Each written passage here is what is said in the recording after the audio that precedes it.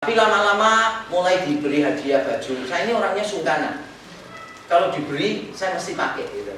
Terus lama-lama saya pakai, dipuji orang, bagus loh gitu. Oh ternyata selama ini yang bagus cuma baju saya. Saya mulai sadar. Makanya terus saya banyak membeli baju yang bagus untuk menutupi kekurangannya. Rasanya saudara tertawanya puas banget ya. Nah ini semua berkaitan dengan bobot bibit beban dalam filsafat Jawa. Sekarang saya mau tanya dulu ya, angkat tangan. Siapa yang setuju dengan bobot bibit bobot? Sebelum saya nanti bahas, siapa yang setuju? Tidak ada. 1, 2. Siapa yang tidak setuju?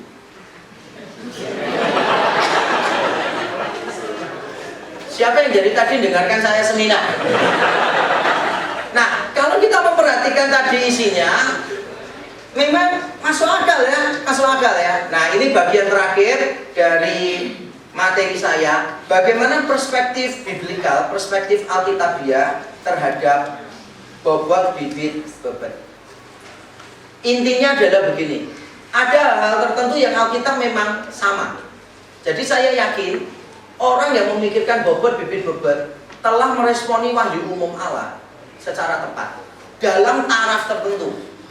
Tetapi Alkitab memberikan poin-poin lain yang lebih penting, tapi tidak termasuk di sini. Mari kita lihat beberapa poin penting tentang pernikahan Kristen dan yang harus kita perhatikan. Pertama, tujuan pernikahan. Kalau Ki ajarkan mulainya dengan gini, bagaimana cinta kita itu terjaga, bagaimana keluarga itu harmonis. Jadi mulainya dari keluarga, bagaimana keluarga harmonis. Tapi sebetulnya di dalam Alkitab, kita mulai bukan dengan perasaan kita mulai bukan dengan kenyamanan kita, tapi kita mulai dengan tujuan pernikahan. Tujuan pernikahan itu sebetulnya apa sih? Di dalam Kejadian 1 ayat 26 sampai 28, tujuan pernikahan itu begini. Allah kan menciptakan manusia untuk menguasai bumi. Bagaimana manusia bisa menguasai bumi? Tuhan pakai satu cara, yaitu melalui pernikahan. Sehingga dengan demikian, pernikahan itu punya tujuan untuk menggenapkan rencana Tuhan bagi seluruh bumi. Itu adalah tujuan dari pernikahan. Sehingga siapapun di antara kita yang menikah, tujuannya harus bersifat teosentris dulu. Saya dalam beberapa khotbah yang lalu sudah mengajarkan di sini. Sebelum tanya siapa jodohmu, maka engkau harus tanya dulu, apakah Tuhan memanggil kamu untuk menikah? Kalau Tuhan memanggil kamu untuk menikah, maka jangan bingung, pasti Tuhan akan menyediakan korban yang akan mau dengan saudara. Karena saya perhatikan ya, ada beberapa orang itu takut untuk mencintai atau terlalu takut tidak dicintai orang. Biasanya kan orang yang merasa jelek gitu kan, takut mencintai orang lain. Padahal sebetulnya kalau saudara jelek, saudara tidak perlu takut mencintai orang lain. Seharusnya orang lain yang takut dicintai saudara.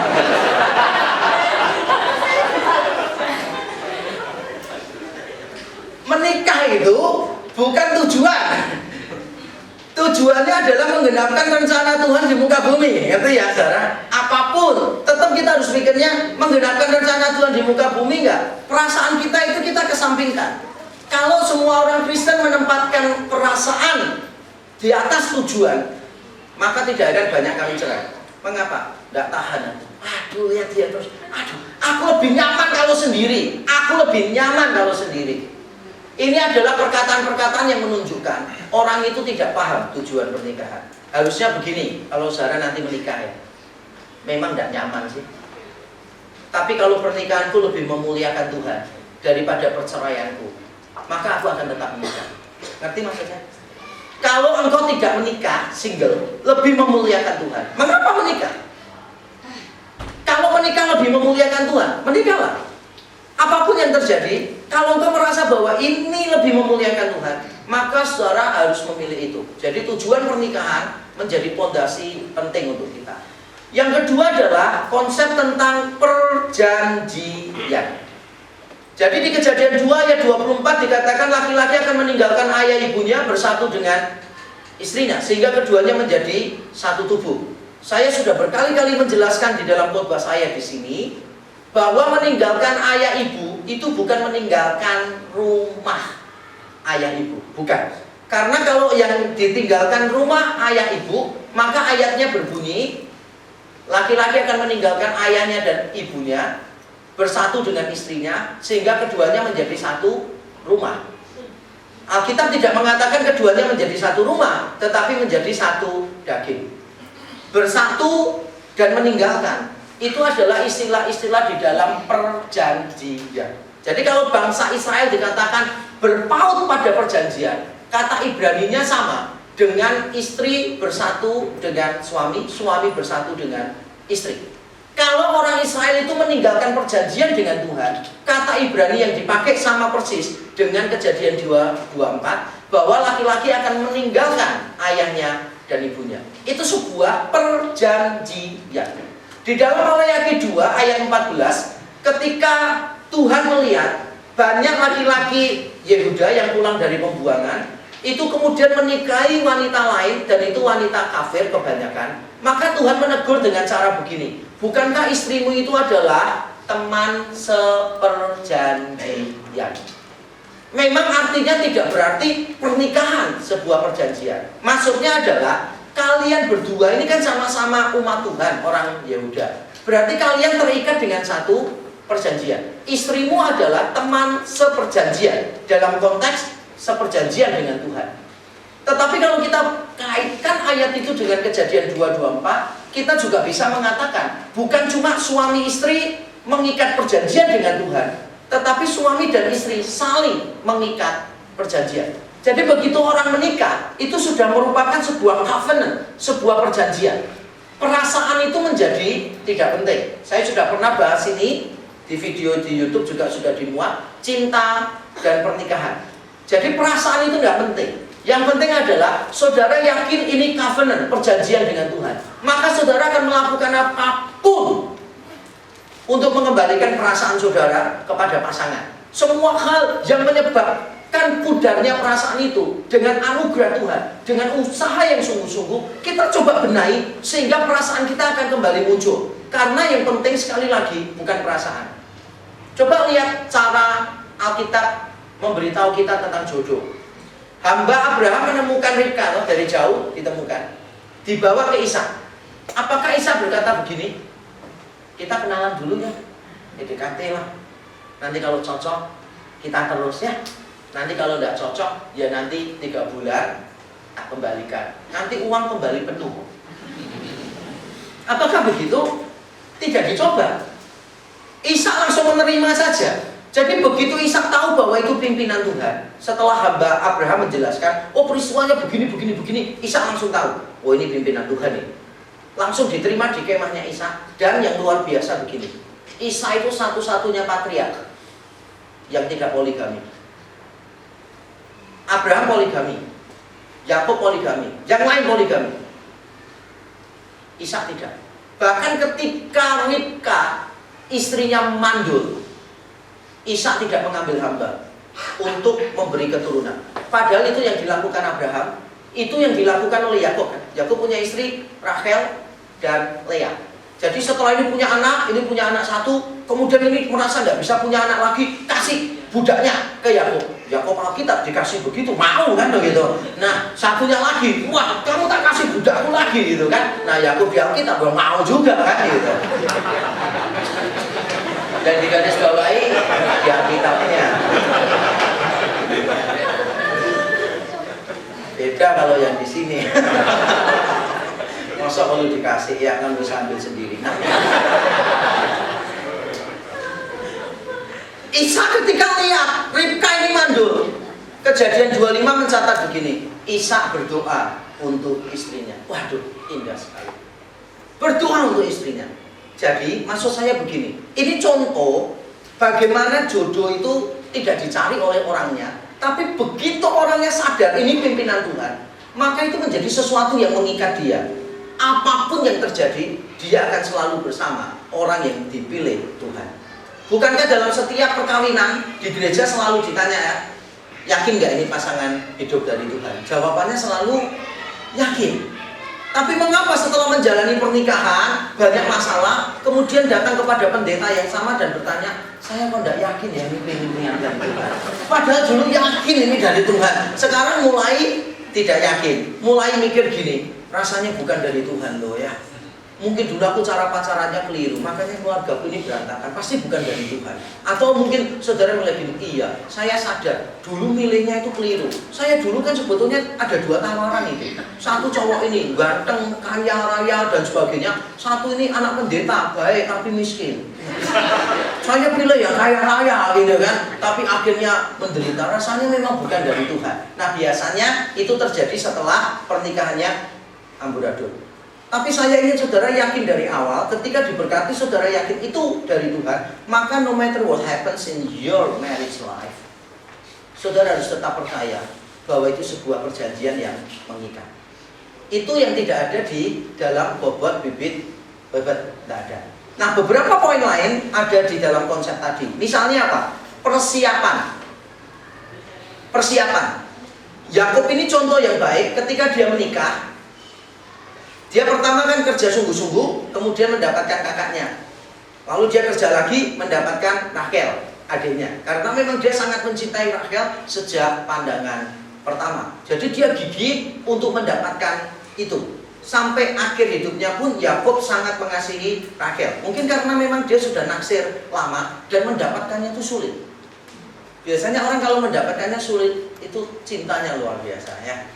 Dulu datang nyatain, wah ditolak gitu kan. Datang ke rumah, nggak pernah mau dibukain pintunya, ya kan. Terus datang terus tiap hari gitu. Akhirnya pintu gerbangnya dibuka, tapi pintu depan rumah tetap dikunci, ya kan. Tetap datang terus lama-lama dibuka dikit, yang keluar anjingnya, ya kan. Kita ngomong gitu kan. Dan seterusnya sampai akhirnya benar-benar pintunya dibuka dan wah cewek kita keluar sambil bawa bingkisan. Tolong dibuang sampahnya. Orang yang mendapatkannya sulit setengah mati, itu biasanya sayangnya luar biasa. Sayang luar biasa. Nah, ada persiapan. Di dalam Lukas 14 ayat 28 tidak bicara tentang pernikahan, tapi bicara tentang mengikut Yesus. Dan Yesus mengatakan begini, kalau mau ikut aku, harus pikirkan matang-matang loh ya. Jangan sampai orang itu membuat menara, tidak menghitung bahan bangunan, uang yang dia miliki, mulai membangun, terus ternyata tidak selesai. Atau kalau ada orang mau berperang, tidak menghitung kekuatan musuh, jadi dikirim banyak, musuhnya sedikit. Atau dikirim sedikit, musuhnya banyak. Jadi maksud Tuhan Yesus begini, di dalam segala sesuatu, mengikut dia, maupun di dalam pernikahan, saya yakin bisa diaplikasikan begitu. Kita semua ini perlu persiapan. Makanya perlu lihat pasangan kita itu bobot bibit bobotnya seperti apa. Perlu dipertimbangkan. Nah, pola hidup keluarga menurut saya juga perlu untuk kita perhatikan. Karena ketika saya melihat di dalam Alkitab, buah jatuh tidak jauh dari pasar buah. Itu memang benar, saudara.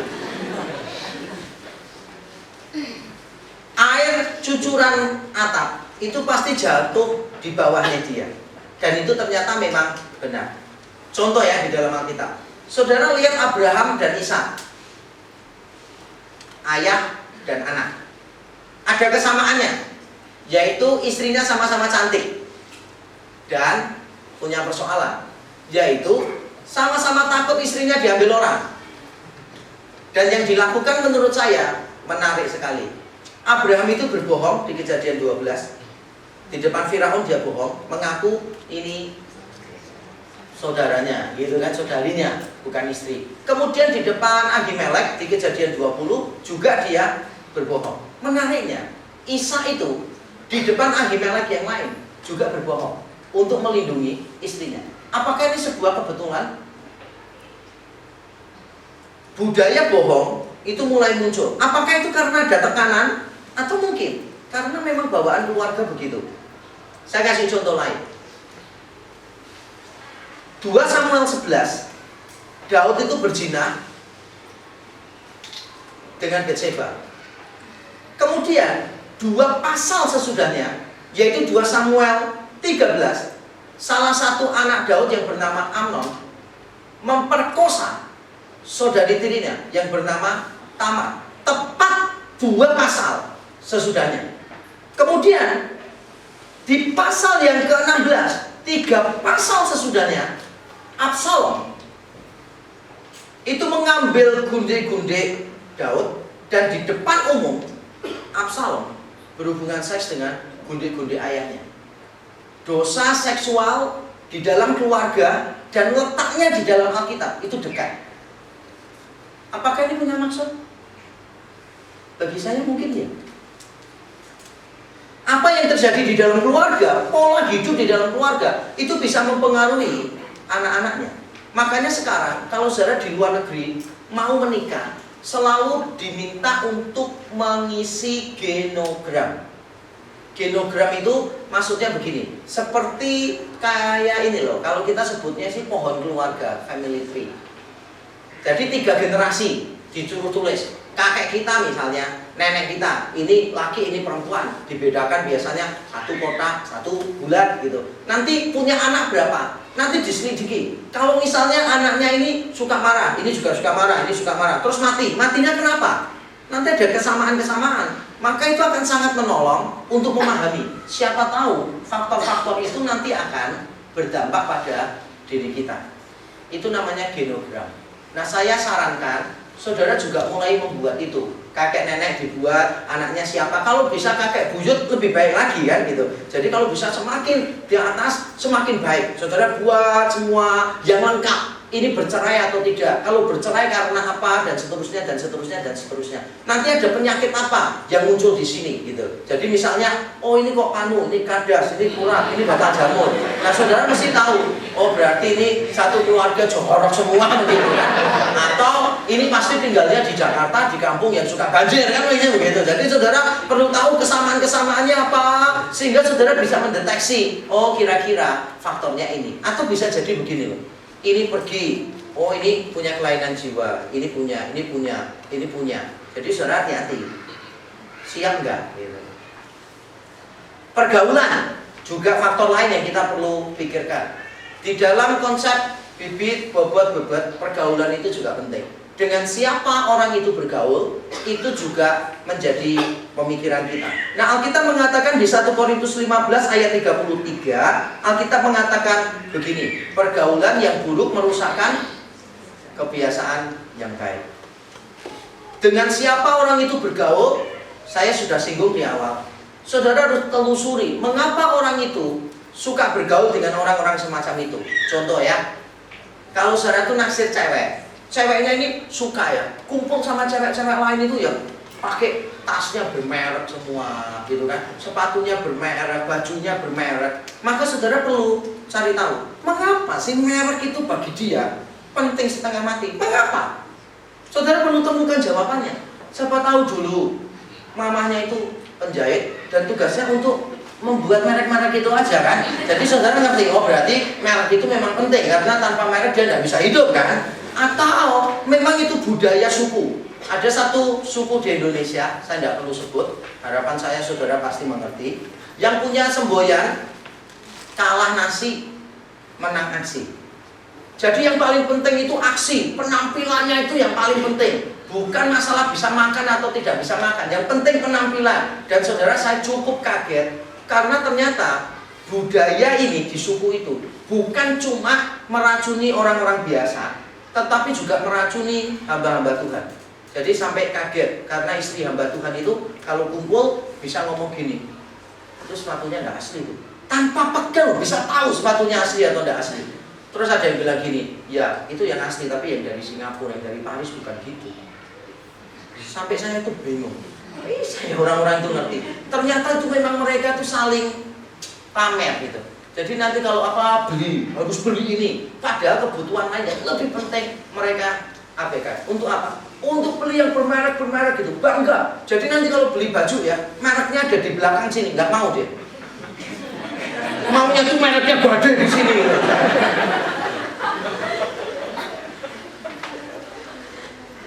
Mengapa sih harus begitu? Ada orang ya di mall, saudara percaya kan? Ada orang di mall, tulisannya loh sale, dia nggak mau masuk. Bilangnya gini, aku kalau masuk sales itu ketemu teman, aduh malunya setengah mati.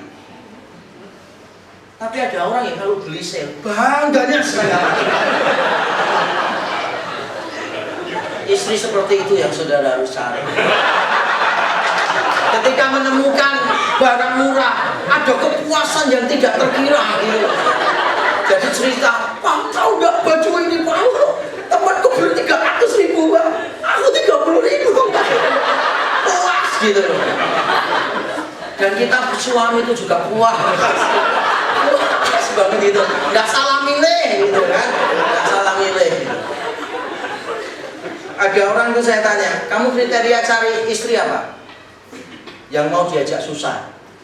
Kamu mau menikahi anak orang atau menyiksa anak orang? Mau susah aja lo nyari teman. Nah, bagian terakhir. Kalau kita sudah perhatikan bobot, bibit, bebek, ternyata ada beberapa tidak masuk. Tapi kita yakin itu pimpinan Tuhan. Misalnya ya, orang ini memang tidak kaya, tapi tak lihat orang ini giat bekerja. Jadi kalau sudah kerjain satu selesai, dia itu selalu kerjain yang lain. Bila perlu sudah selesai, diporak-porandakan, bilang-bilang lagi. Nah, saudara lihat, wah ini rasanya kelainan. Nah, kalau saudara melihat gini, kaya sih enggak, tapi ulet ini, orang ini ulet. Tidak kaya, tapi ulet. Atau saudara bilang gini, orang ini tidak pintar, tetapi orang ini jujur. Tapi kan jujur aja tidak cukup kan, bibit, bobot kan bukan cuma jujur. Jadi ada beberapa yang mungkin tidak masuk keseluruhannya. Karena menurut saya sangat sulit menemukan orang yang bisa memenuhi bobot, bibit, bobot. Selain saya belum menemukan orang lain yang bisa memenuhi tiga-tiganya ini. Nah, kalau saudara merasa bahwa ini belum 100% cocok, tapi saudara yakin ini pimpinan Tuhan, maka ada 5 hal secara cepat yang saudara perlu ketahui. Pertama, saudara harus siap. Pernikahan itu tidak pernah tanpa masalah kok.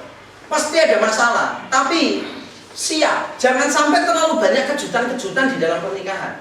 Walaupun saya yakin kejutan-kejutan itu tidak terelakkan. Nanti caranya naruh handuk setelah mandi berbeda. Ada yang dijemur, ada yang ditaruh di situ, ya kan? Ada yang baju itu dipakai 2 kali sudah tidak mau pakai lagi. Ada yang pakai sekali sudah tidak mau. Ada yang belum pakai malah tidak mau juga ada. Ada yang pakai sekali terus tidak mau. Nah biasanya itu kalau di supermarket dia coba-coba, nggak bisa beli begitu kan. Jadi cuma pakai sebentar, foto selfie gitu kan. Terus yang lain foto selfie gitu kan. Terus begitu. Jadi kelihatannya itu update statusnya itu kurus luar biasa gitu. Soalnya kan kalau orang Jawa dulu kan carinya gini, bibit bobot-bobotnya kan gini, status sosialmu apa? Gitu. Nah sekarang orang-orang sekarang nggak bingung. Mau tahu status sosialku? Cek dong di sosmed. Semua ada statusnya semua. Di media ada statusnya semua. Nah, kita perlu siap. Memang ada kejutan-kejutan. Saya dengan istri saya juga kaget kok, saudara. Saya sudah tahu lama istri saya itu rapi, bersih, teratur. Tapi saya itu tidak menyadari, tidak siap bahwa istri saya itu seteratur itu dan serapi itu. Jadi ketika nikah itu kaget bener. Saya sudah pernah cerita di sini kan. Hari pertama nikah itu masuk kamar, istri saya langsung bilang, ini Pak lemarinya. Ini baju untuk khotbah, baju untuk ngajar, baju untuk jalan-jalan. Ini kaos untuk main bola, ini kaos untuk jalan-jalan, ini untuk kaos untuk di rumah. Sampai sekarang loh saya tidak bisa bedakan.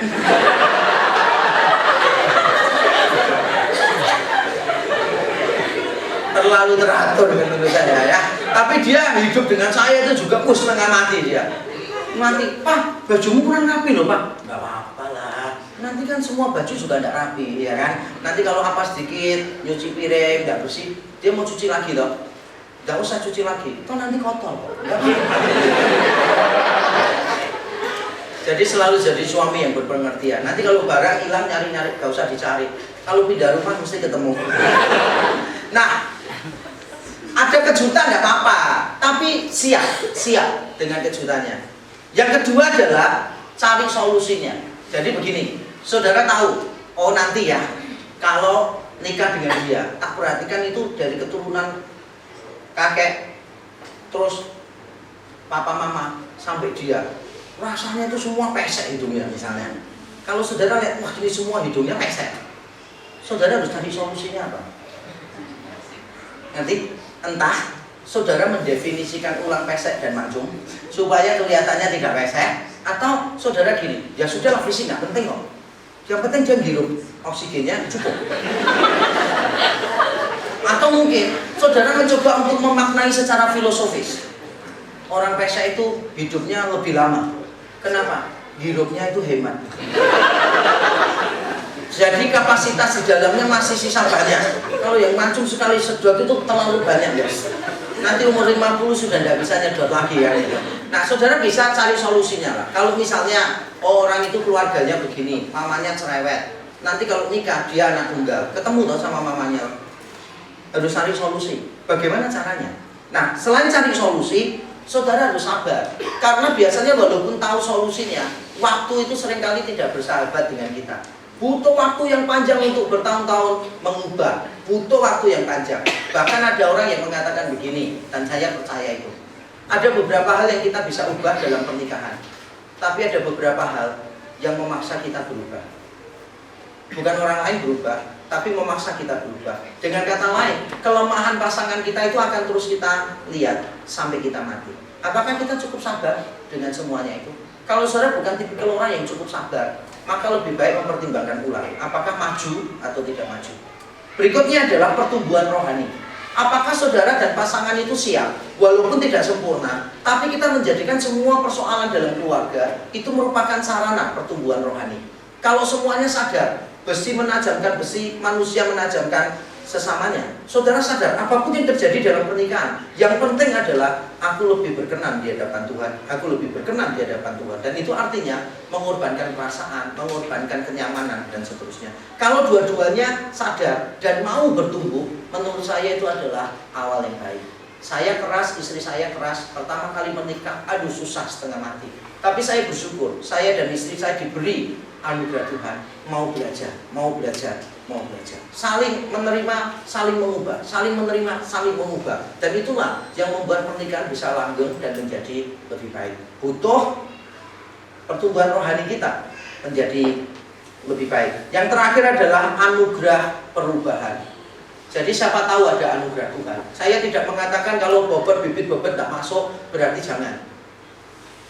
Tapi maksud saya adalah, kalau saudara siap dengan semuanya ini, dan kalau ada anugerah Tuhan, maka saudara bisa terhindarkan dari itu. Tetapi paling tidak, saudara siap kalau seandainya itu terjadi. Kalau seandainya itu terjadi, maka saudara rasanya perlu untuk bersiap-siap. Ya, ini materi dari saya. Kiranya ini membekali kita. Nanti akan ada tanya jawab setelah istirahat singkat. Mari kita berdoa terlebih dahulu. Bapa di surga, pada akhirnya kami bersyukur untuk materi yang sudah disampaikan. Kami menyadari bahwa firman-Mu tidak memberikan petunjuk yang sedemikian detail dan sedemikian eksplisit. Tetapi kami bersyukur Engkau menebus akal budi kami, dan Engkau terus-menerus memperbaharui akal budi kami, sehingga kami bisa membedakan mana kehendak Allah, apa yang baik, yang berkenan kepadamu, dan yang sempurna. Kami bersyukur ya Tuhan, melalui firman-Mu dan melalui akal budi yang ditebus oleh Kristus, dibaharui oleh Roh Kudus, kami akan dimampukan untuk berhati-hati dan memilih dengan tepat siapa yang akan menjadi pasangan hidup kami atau pasangan hidup anak-anak kami. Kami bersyukur untuk materi ini ya Tuhan. Berkati kami semua di dalam Kristus Yesus Tuhan. Kami berdoa dan bersyukur. Amin. Tuhan memberkati kita.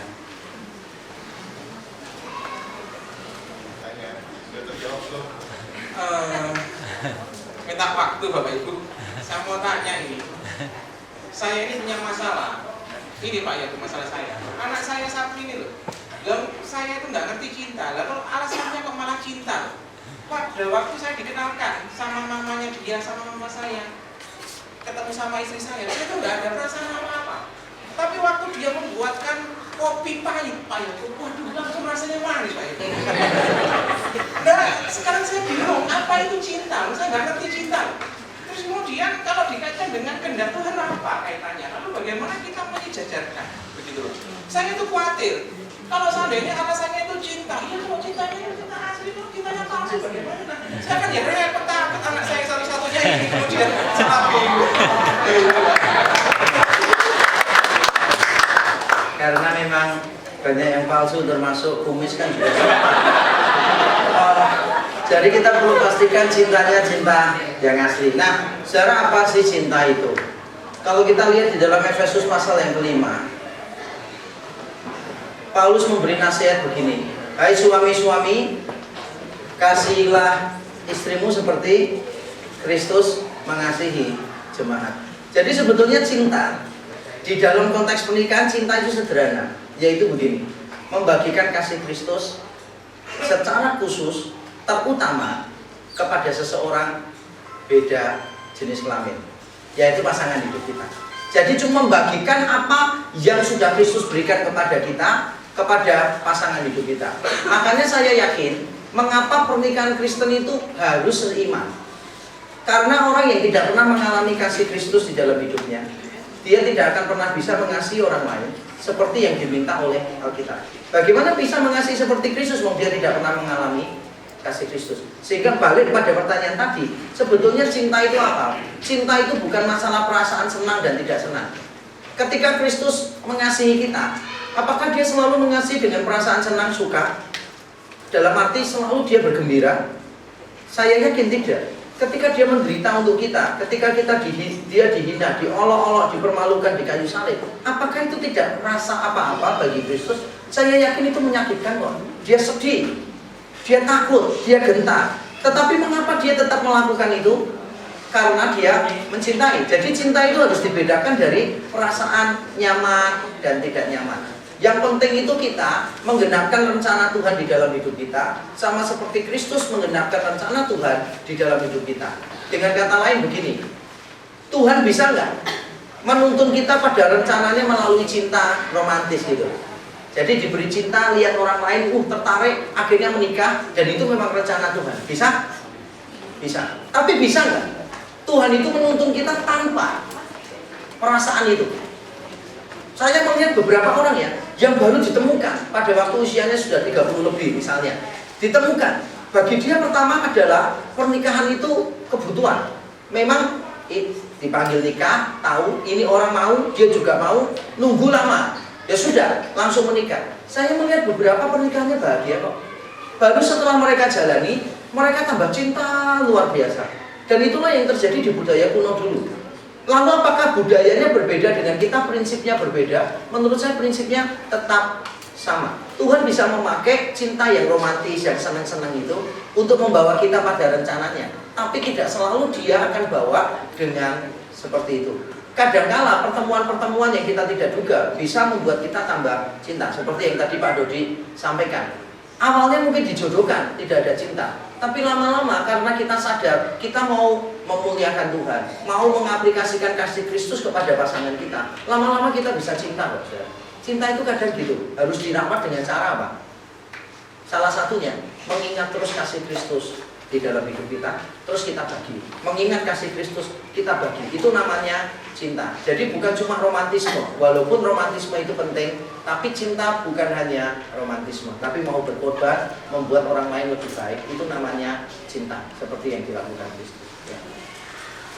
Ada lagi yang mau bertanya, silakan. Setelah dari pemainnya bertanya, mengangkat tangan, menunggu mic, kemudian bisa bertanya. Silakan. Jangan malu bertanya ya, karena kan ada peribahasanya, malu bertanya, rusak susu sebelanga. Ya. Pak, bagaimana dengan calon pasangan yang tidak mempunyai pemahaman doktrin yang sama? Apakah akan mengganggu dalam pertumbuhan mereka? Ya. Banyak hal di dalam hidup kita itu tanpa kita sadari berkaitan dengan doktrin. Kalau saudara percaya kedaulatan Allah yang penuh misalnya, maka saudara cenderung jadi orang yang tidak mudah menyalahkan orang lain, menjadi orang yang tidak mudah khawatir tentang hari depan, karena saudara tahu bahwa segala sesuatu dikontrol oleh Tuhan. Itu salah satu contoh bagaimana doktrin punya peranan penting di dalam pernikahan. Saya ngambil contoh di dalam pernikahan saya. Saya bersyukur istri saya itu reform, saya juga reform. Saya tidak mengatakan untuk bahagia harus reform, tidak. Tapi dengan konsep teologi yang sama, itu akan memudahkan menghindari hal-hal yang tidak diperlukan. Misalnya apa? Ketika mengambil keputusan, tampaknya salah. Tapi tetap kami berdua bisa lihat ini pasti yang terbaik. Karena kalau tidak mungkin terjadi. Jadi keyakinan pada kedaulatan Tuhan itu membuat kami bisa bertahan, mencari apa yang baik di dalam keputusan yang bagi kami adalah keputusan yang tampaknya kurang baik. Ini adalah contoh bahwa doktrin sangat penting. Tetapi kita perlu membedakan doktrin yang penting dengan doktrin yang tidak penting. Saya yakin orang yang menikah, suaminya percaya predestinasi ganda, istrinya predestinasi tunggal, akan tetap bisa jadi suami istri yang bahagia. Karena itu bedanya tidak terlalu penting sekali. Atau kalau orang punya konsep gini, suaminya percaya Allah itu menetapkan segala sesuatu, makanya ia tahu. Yang istrinya enggak, Allah itu tahu segala sesuatu, maka dia menetapkan. Walaupun beda, saya yakin tetap bisa bahagia. Karena ini bukan perbedaan-perbedaan yang signifikan. Tapi untuk beberapa perbedaan, misalnya ya, contoh tentang iman. Apakah iman semua yang kita imani pasti terjadi? Kalau saudara yakin semua yang saudara imani terjadi dan pasanganmu tidak, jadi masalah yuk. Anak sakit, mau dibawa ke rumah sakit. Yang satu bilang, jangan loh Pak, ke rumah sakit berarti imanmu goyah loh Pak. Itu bisikan dari iblis loh Pak. Jangan, percaya kepada Tuhan. Nah nanti bisa jadi masalah. Contoh, kalau saudara pacaran dengan pengikut saksi Yehova, hati-hati. Karena kalau saudara sakit, butuh transfusi darah, maka pasanganmu akan merelakan engkau mati daripada memberi engkau transfusi darah. Karena penganut saksi Yehova menganggap transfusi darah itu seperti kanibalisme dan itu dilarang di dalam ajarannya. Jadi lihat ajaran yang penting-penting apa? Misalnya kalau jadi Kristen pasti kaya. Nah ini juga pengaruh besar. Nanti kalau saudara tidak kaya bagaimana? Nanti ada dua kemungkinan. Dia akan menganggap saudara ini sumber masalah. Harusnya kaya, tapi gara-gara saudara doktrinnya itu tidak teologi kemakmuran, makanya itu menjadi sumber kutukan, akhirnya tidak kaya gitu. Atau mungkin dia bisa menganggap begini, percaya kaya pasti kaya, ini kok tidak kaya, ya berarti mungkin saudara ini bukan orang Kristen, bukan anak Tuhan. Karena kalau anak Tuhan pasti kaya. Nah ini sering menimbulkan masalah. Menurut saya hal-hal yang basic saudara harus tahu. Memberi kepada Tuhan karena apa? Ini basic. Memberi kepada Tuhan ingin diberi atau memberi karena sudah diberi. Nanti kalau konsepnya adalah memberi supaya diberi, nanti pada saat keadaan ekonominya pas-pasan mau memberikan persembahan mesti bertengkar. Suaminya mau kasih, ayo kita kasih yuk. Istrinya bilang gini, yakin tak dikembalikan sama Tuhan? Ya tidak yakin jangan kasih. Nanti kalau yakin baru kasih. Ini bisa jadi banyak masalah menurut saya. Jadi harus dibedakan doktrinnya sebesar apa sih bedanya. Kalau bedanya menyangkut hal-hal praktis yang begitu banyak atau menyangkut hal-hal teologis yang sangat fundamental, maka saya sarankan jangan. Ada lagi yang mau bertanya? Ya, ada sebelah sini.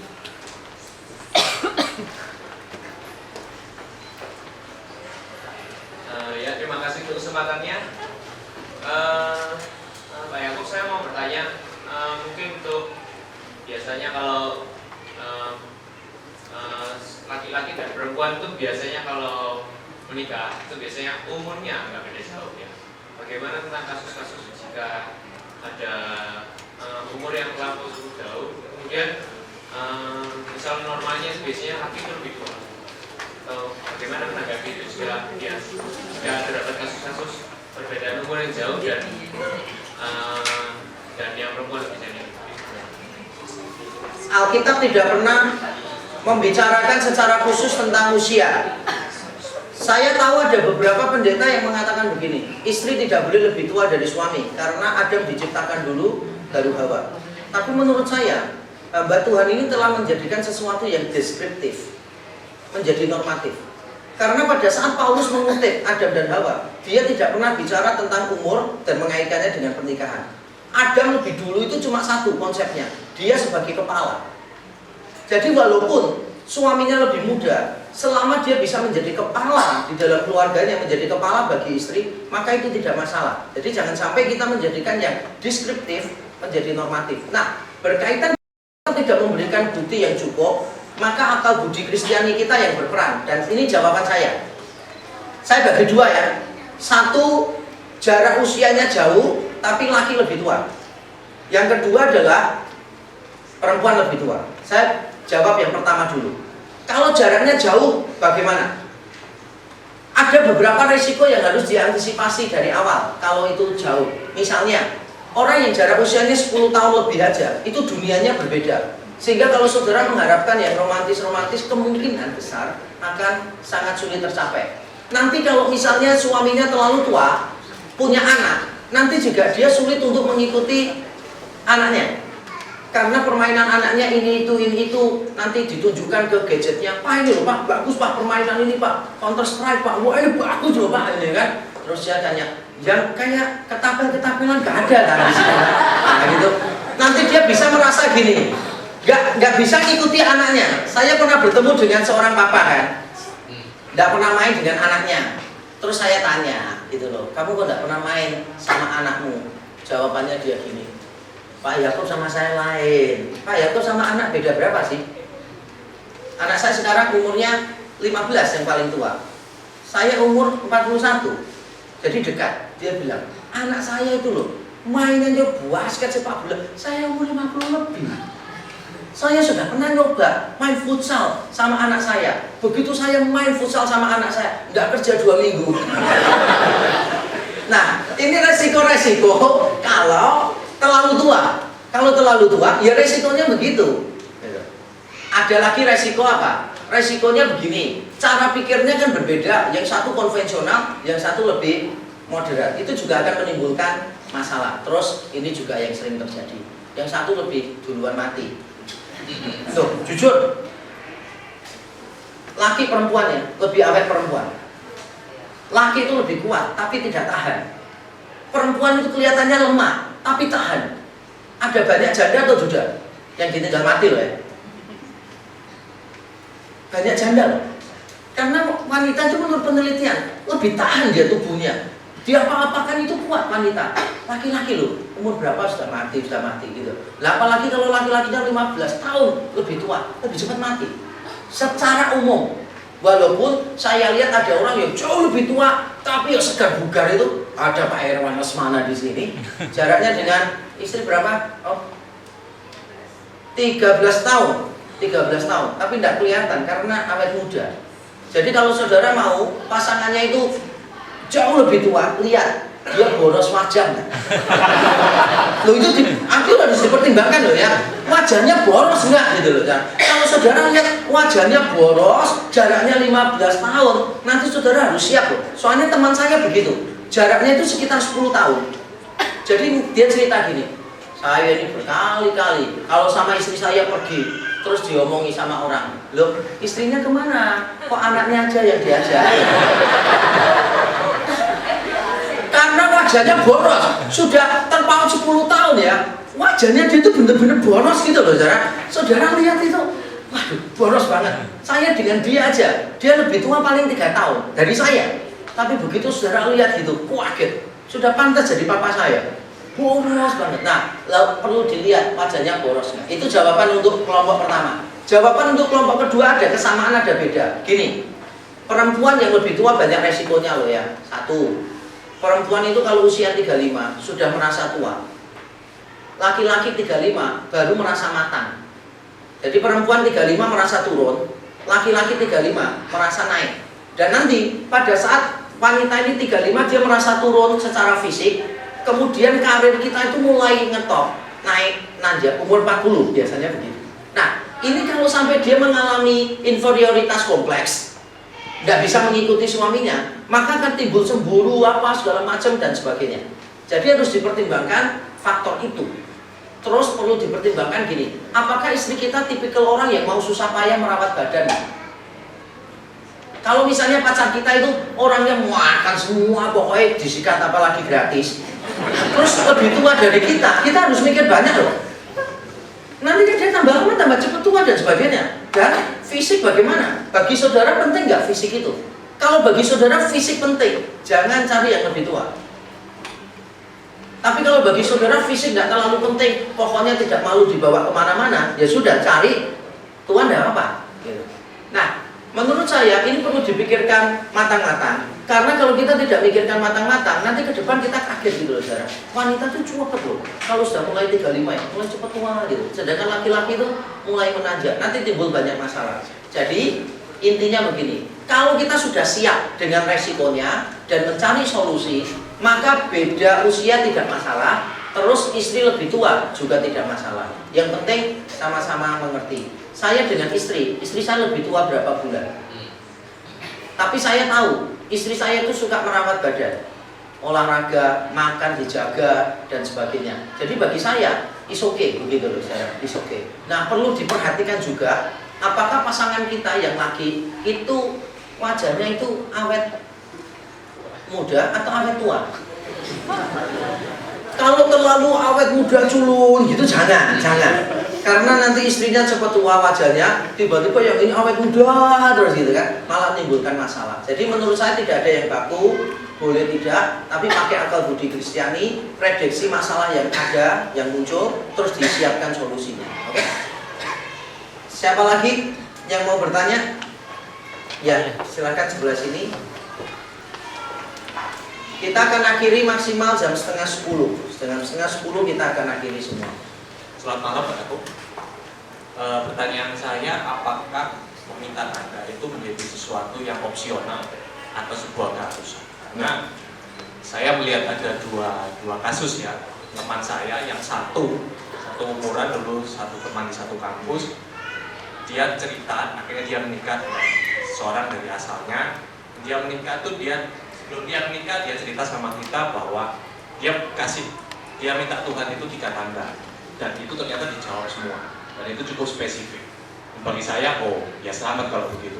Kemudian mereka berdua pindah ke Jakarta, dan setelah 3-4 tahun kita tidak kontak, saya barusan lihat Facebooknya dan kemudian konfirmasi ke salah satu teman saya, mereka akhirnya pindah agama.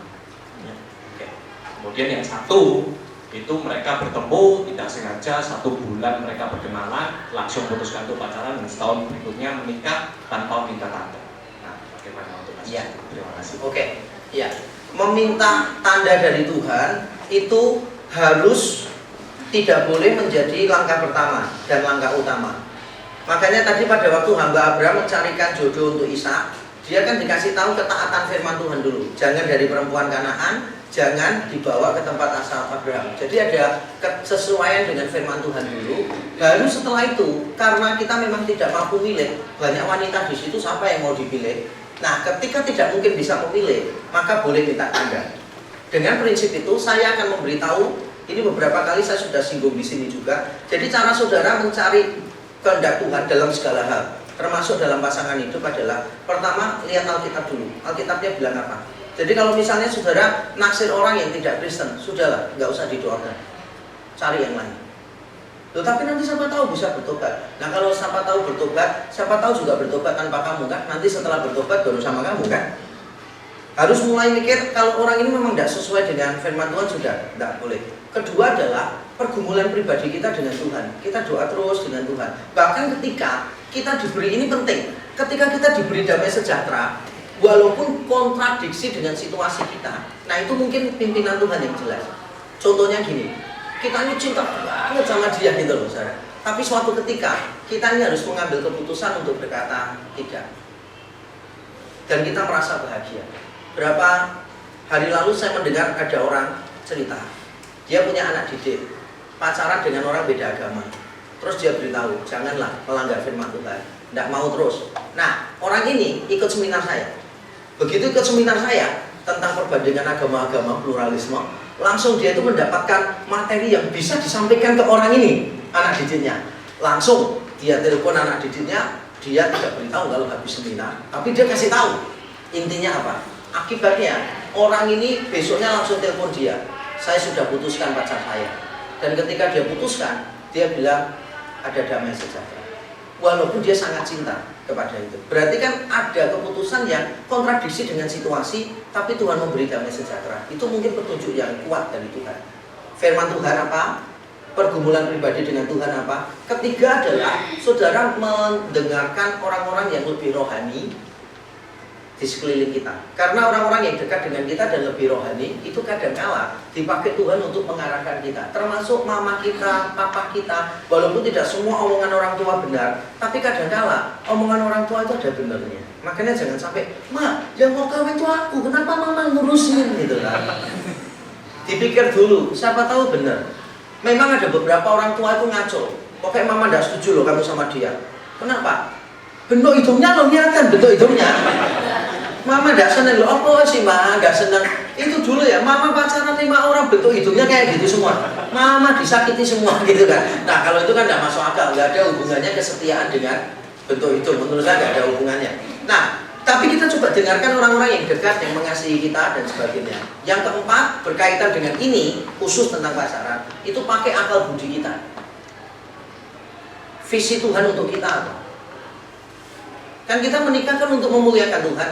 Makanya kita perlu tahu, kita ke depan mau apa sih, dipakai Tuhan seperti apa, dan cari pasangan hidup yang sepadan. Jadi saudara tidak bisa bilang gini, saya itu ketika melihat orang miskin langsung nangis, melihat orang susah langsung nangis. Jadi saya itu mau nanti jadi orang yang charity, badan sosial, lembaga sosial, saya akan berikan uang saya ke semua itu kan.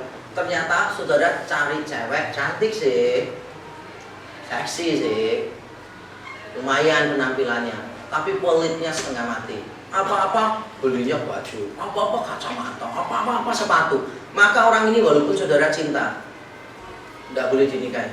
Karena apa? Bertabrakan dengan visimu. Tidak ngomong karakter loh ya. Nanti dengan visimu tabrak. Saya dipakai Tuhan sadar, saya dipakai Tuhan sebagai pengajar, hamba Tuhan yang mengajar. Saya tidak mau pilih calon yang bodoh, terus terang. Jadi tiap kali saya melihat cewek ya, walaupun wajahnya bagus itu, tak lihat bodoh, langsung tak coret. Jadi walaupun cantik, gak peduli. Karena apa? Gak cocok. Bayangkan nanti kalau saya sedang memikirkan semuanya itu, saya ajak ngomong predestinasi gitu. Nanti dia tanya, predestinasi sama terasi bedanya apa ya? Nyambung. Terus saya bayangkan gini, kalau saya di bidang pengajaran, pasti kan banyak orang bertanya banyak hal kepada saya. Lah kalau istri saya ikut, terus orang lain tidak pernah tanya istri saya, karena tanya selalu jawabannya itu tulalit gitu kan, nggak nyambung terus. Saya yakin itu akan menjadi beban besar untuk istri saya. Saya belajar ini dari John Wesley. John Wesley itu penginjil yang sangat terkenal sekali, yang luar biasa. Pernikahannya kacau balau. Bahkan terakhir dia cerai, usianya 70 dan 65. Kenapa? John Wesley itu sangat penampilannya baik sekali, sangat pintar ngomong, dihargai orang. Istrinya itu uneducated, orangnya kasar, tidak suka penampilan. John Wesley dikelilingi banyak wanita cantik, dan kelemahannya dia salah satu adalah masalah itu. Pernah dia mencoba mengajak istrinya. Waktu diajak istrinya, kumpul dengan orang-orang petinggi-petinggi, istrinya tuh kelihatan uneducated dan istrinya tidak bisa nyaman. Diajak ngomong ini gak nyambung, diajak ngomong ini gak nyambung, diajak ngomong ini gak nyambung. Jadi diajak ngomong politik dia tahunya sinetron misalnya gitu terus gitu, gak nyambung semuanya. Akibatnya apa? Tidak bahagia terus. Jadi menurut saya akal budi Kristiani kita dipakai, termasuk usia, perbedaannya dan seterusnya. Termasuk mikir, kalau memang misalnya dia satu keluarga itu modelnya begitu semua, harus sudah siap loh. Nanti ke depan juga modelnya begitu semua. Apakah kita mau dan seterusnya. Dan yang terakhir baru minta tanda. Nah tanda ini tidak boleh di awal, tidak boleh utama. Banyak orang yang menjadikan tanda itu di awal dan utama, itu pasti keliru. Maka hasilnya bisa salah. Mengapa bisa salah? Hati-hati loh ya. Ketika saudara minta tanda, iblis dengar. Iblis dengar. Dan iblis itu bisa berpura-pura mengatur semua supaya seperti yang kamu minta. Maka ketika semuanya terpenuhi, wah kamu pikir ini pimpinan Tuhan. Padahal nggak sesuai firman Tuhan, nggak sesuai akal budi Kristiani, tidak cocok dengan orang-orang yang kenal dan mengasihi saudara yang lebih rohani dan seterusnya. Ya, hati-hati. Oke, ada lagi yang mau bertanya? Masih 10 menit? Ya, silakan sebelah sini.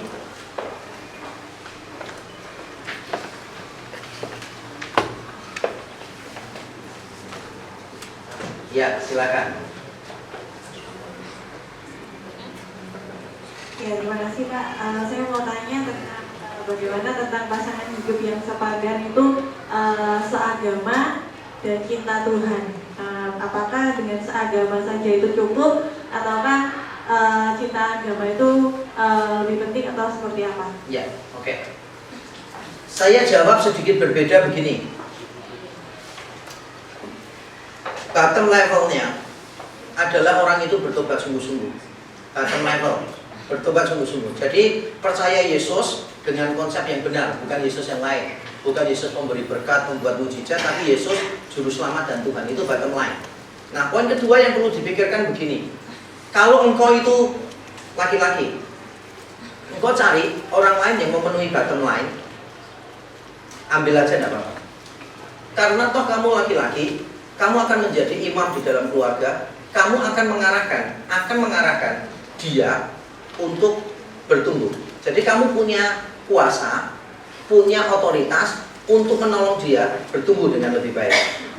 Tapi kalau ternyata yang lebih rohani itu yang perempuan, maka harus hati-hati. Karena apa? Nanti yang memimpin di dalam keluarga siapa? Yang membimbing untuk bertumbuh siapa? Jadi harus pastikan kita memilih laki-laki itu lebih rohani daripada kita. Nah, tapi kan susah cari laki-laki rohani.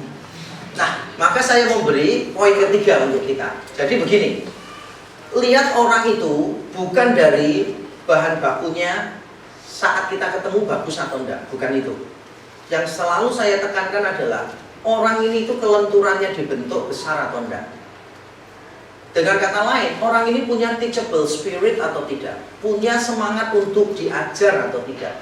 Ada beberapa orang yang dulu, wah ini ketua pemuda, wah ini juga sudah nyampaikan renungan. Begitu nikah, wah nggak karu-karuan. Padahal pertama kali ketemu sudah rohani. Saya lebih suka melihat orang yang sadar, aku ini nggak rohani, tapi aku mau lebih baik. Aku mau lebih baik. Begitu diomongin mau berubah, diomongin lebih berubah. Maka kalau kita ketemu cowok semacam ini, itu adalah emas, mutiara, ambil aja enggak apa. Nanti ke depan dia akan menjadi permata yang jauh lebih baik daripada orang lain yang kelihatannya sekarang baik. Semua itu tergantung pada teachable spiritnya orang itu. Kalau orang itu merasa dirinya baik dan susah menerima pendapat dari orang lain, walaupun orang itu benar-benar baik kelihatannya, lebih baik lepas. Karena nanti sampai tua pun dia tidak akan menjadi lebih baik. Jadi cari punya teachable spirit ya. Jadi saya ulang 3 kali ya. Bottom line-nya tercapai nggak? Dia bertobat sungguh-sungguh. Yang kedua, kita ini jadi kepala atau bukan dalam kasus itu. Yang ketiga, dia punya teachable spirit atau tidak. Kalau dia punya teachable spirit, bisa loh. Misalnya ya, mimpin persekutuan dalam keluarga misalnya. Nanti kan suami biasanya gini kan, aku gak bisa loh mah mimpin, nggak apa-apa pak, nggak harus khotbah kok papa. Tapi papa yang mimpin semuanya. Jadi dia mungkin bisa gini, ayo mama, anak-anak kumpul yuk, kita akan mesbah keluarga. Dia bisa mimpin. Terus dia ngomong, nanti doa pembukaan kamu ya, anak nomor 1 ya. Nanti nyanyi anak nomor 2 ya, gitu loh. Nanti khotbah mama ya, gitu loh. Nanti pujian terakhir bingung dia, mbak, bisa ikut mbak ya? Nanti pujian terakhir mbak ya, gitu. Nggak apa-apa, yang penting dia yang ngatur gitu loh. Jadi nggak harus dia yang khotbah, tapi paling tidak dia bisa ngatur, mendorong keluarganya untuk bertumbuh di dalam Tuhan gitu loh. Nanti kalau dia bisa semua mamai, dia manggilin anak mama semua, ini orang nggak mau bertumbuh, susah. Nanti ke depan saudara ngeluh setengah mati gitu. Saya banyak melihat ya, istri mengeluh itu bukan karena dulu suaminya tidak baik, tapi karena suaminya berhenti menjadi lebih baik. Dulu ketemunya baik, tapi tidak ada perubahan apa-apa gitu. Itu yang menyebabkan susah setengah mati ke depannya ya, harus dipikirkan. Oke, terakhir siapa yang mau tanya? Enggak. Terakhir Pak saya. Ya. Saya terakhir nanti 1 kali aja. Loh, siapa lagi yang mau tanya? Ada? Ya, di depan, terus nanti ketua M2 terakhir ya, menutup. Atau mau menjawab pertanyaannya? Baik Pak. Terima kasih. Saya mau tanya, ada istilah jodoh itu di tangan Tuhan. Bagaimana menurut Pak? Ya, jodoh itu di tangan siapa? Segala sesuatu itu ada di dalam tangan Tuhan. Hal-hal yang kecil-kecil pun di dalam hidup kita, saya yakin itu sesuai dengan rencana Tuhan yang kekal bagi kita. Karena tidak mungkin ada satu hal yang lepas dari rencana Tuhan. Sebab kalau ada yang lepas, berarti Tuhan tidak berdaulat atas segala sesuatu. Tapi Fakta bahwa segala sesuatu adalah rencana Tuhan yang kekal, bukan berarti kehendak bebas manusia ditiadakan. Jadi kehendak bebas manusia itu bagian dari rencana Tuhan. Saya ulang, kehendak bebas manusia itu seringkali menjadi bagian dalam rencana Tuhan. Kita bebas, tapi sebetulnya kebebasan kita hasilnya akan menggenapi rencana Tuhan dalam hidup kita. Saya sekarang suka pakai ilustrasi sulap yang mentalis. Kalau sulap mentalis itu kan lempar bola sembarangan, nanti kena siapa maju, kena siapa maju, kena siapa maju. Setelah maju, suruh pilih angka, huruf apa, acak. Ternyata hasilnya sudah diprediksi dengan baik.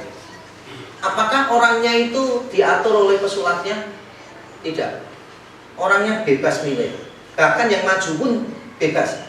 Tapi ternyata ketika ada di panggung, maka pesulapnya ini mampu untuk mengkondisikan orang itu memilih sesuai dengan apa yang dia anggap sudah diprediksi. Misalnya ketika dia bertanya begini, pikirkan satu warna. Ketika dia nunjuk ini, warna, kemungkinan besar orang itu mikirnya hijau. Karena sudah difokuskan di sini. Atau ketika dia pakai semuanya putih, dasinya biru, pikirkan satu warna. Jadi satu warna. Orang akan lihat. Atau kalau orang tanya gini, pikirkan satu angka antara 1 sampai 4. Menariknya sudah diselidiki ya. Pikirkan satu angka antara 1 sampai 4. Yang dipilih orang berapa? 3. Antara 1 sampai 4 ya. Orang milihnya 3. Karena perkataan antara 1 sampai 4. Jarang orang milih 1, jarang milih 4. Milihnya 3. Dan ada lagi di survei. Kalau orang itu duduk berhadapan, ditanya 1 sampai 4. Kalau orang itu bukan left handed, jadi dia bukan kidal, dia pilihnya itu pasti 3. Tapi kalau dia kidal, pilihnya 2. Jadi kalau ditaruh 1 sampai 4, angka berapa? 1, 2, 3, 4. 1 sampai 4 pilih mana? Nah, tangannya dia kalau dia kidal, dia milih yang di depannya. Ada banyak cara untuk menebak pikiran orang. Nah, ini ilustrasi yang menurut saya walaupun tidak sempurna, tapi bisa memberitahu dalam kebebasan kita, Tuhan itu bisa mengatur sesuai rencananya. Begitu pula dengan jodoh. Saya yakin jodoh di tangan Tuhan. Tapi saudara, kebebasanmu, penilaianmu, akal budi kristianimu, semua dipakai Tuhan supaya saudara menemukan rencananya yang kekal bagi kita itu apa. Jadi harus bergumul bersama Tuhan ya. Bapa di surga, sekali lagi kami datang kepadamu dan bersyukur karena kami adalah anak-anak-Mu, umat-Mu ya Tuhan. Kami seringkali memilih apa yang menyenangkan hati kami. Kami seringkali mengutamakan apa yang membuat kami nyaman. Tapi kiranya Engkau yang mengubahkan cara berpikir kami. Kami melakukan apapun yang paling penting, yaitu keselamatan dan pernikahan, kami lakukan untuk Tuhan. Bahkan yang tampaknya paling sederhana sekalipun, makan, minum, pakaian, semua kami juga lakukan untuk Tuhan. Kiranya pernikahan kami pun juga kami berikan kepada Tuhan. Hamba-Mu berdoa untuk anak-anak-Mu yang masih muda, yang belum menikah di tempat ini. Biarlah mereka terus berjalan di atas kebenaran firman Tuhan, dan Roh-Mu memimpin mereka menemukan pasangan yang tepat, yang sesuai dengan isi hati Tuhan. Bagi kami yang sudah menjadi orang tua, kiranya Tuhan memberi kami hikmat untuk membimbing, menemani anak-anak kami supaya kelak anak-anak kami menemukan pasangan yang juga menyenangkan hati Tuhan. Terima kasih untuk semua acara malam ini. Berkati semua pengurus M2 ya Tuhan. Pak Agus Hani sebagai ketua dan yang lain sebagai anggota, kami serahkan semua ke dalam tangan Tuhan. Kiranya Tuhan yang memberkati mereka, seri lelah mereka di dalam Tuhan. Kiranya Tuhan memberkati. Kami akan meninggalkan tempat ini. Tuhan sertai kami senantiasa di dalam perjalanan kami. Jaga kerohanian kami supaya kami mampu untuk mengasihi Engkau senantiasa. Bagimu segala hormat, kemuliaan dan pujian. Jemaat Tuhan terimalah berkat-Nya. Kiranya Bapa di surga memberkati dan melindungi Engkau. Kiranya Yesus Kristus menyinari Engkau dengan wajah-Nya dan memberi Engkau kasih karunia.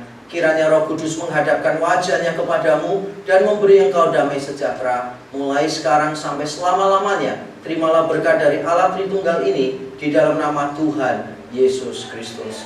Amin. Silakan duduk kembali saat teduh. Tuhan memberkati. Jangan lupa name tag dan persembahan bisa diberikan di luar. Tuhan memberkati.